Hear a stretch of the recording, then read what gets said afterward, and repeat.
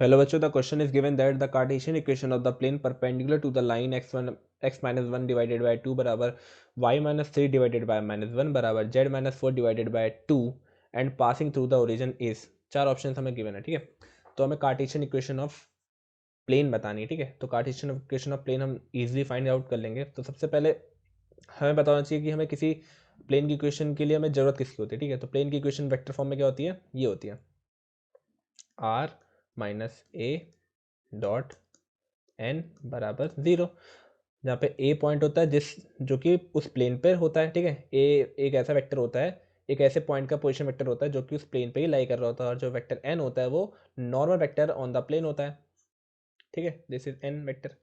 So a point देखो, उसने क्या बोल रखा है जी, ओरिजिन से पास हो रहा है प्लेन, तो एक जगह पे तो हम ओरिजिन ले सकते हैं, मतलब पॉइंट जीरो जीरो ले सकते हैं। तो इसका मतलब zero A cap plus zero J cap plus zero के कैप बनेगा।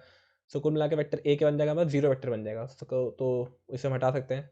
तो इसे हटाने के बाद जो हमारे पास लास्ट में इक्वेशन बनेगी वो हमारे पास ये बनेगी, vector r dot vector n बराबर जीरो।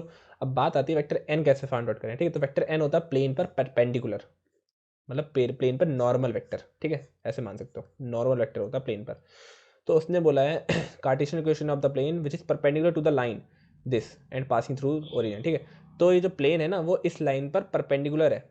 तो कुल मिला के जो लाइन है वो हमारे लिए इस प्लेन के नॉर्मल वेक्टर की तरह काम करेगी नहीं करेगी, है ना।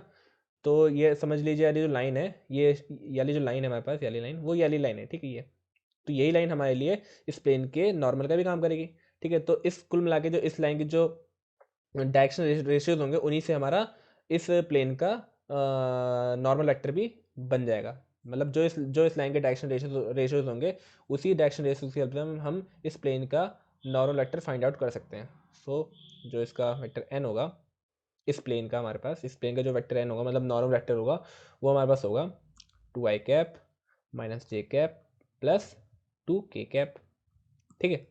ये है। अब आर जो होता है वो आर हमारा जनरल पॉइंट होता है, कोई सा भी मान सकते हैं हम वेक्टर आर। और नॉर्मली एक्स आर की जो वैल्यू होती है क्या होती है, वो x i cap plus y j cap plus z k cap, ठीक है। अब आर की वैल्यू पता चल गई और एन की वैल्यू पता चल गई। अब हम उसका डॉट प्रोडक्ट करेंगे, जीरो को बराबर रख देंगे, फिर देखेंगे कौन सा ऑप्शन हमारा सही है, ठीक है। सो आर की वैल्यू हमारे पास x i cap plus y j cap plus z k cap dot n की value two i cap minus j cap plus two k cap which is equal to zero. जब multiply करेंगे dot product में हमारे पास, हम जानते हैं आई जे के coefficients की आपस में मल्टीप्लाई होती है। So that's why two into x, two x हो जाएगा, माइनस वाई हो जाएगा, एंड प्लस का टू जेड हो जाएगा which is equal to zero, जो कि हमारी प्लेन की इक्वेशन होगी in the Cartesian form, Cartesian form, ठीक है। सो अब देखते हैं हमारा ऑप्शन कौन सा है।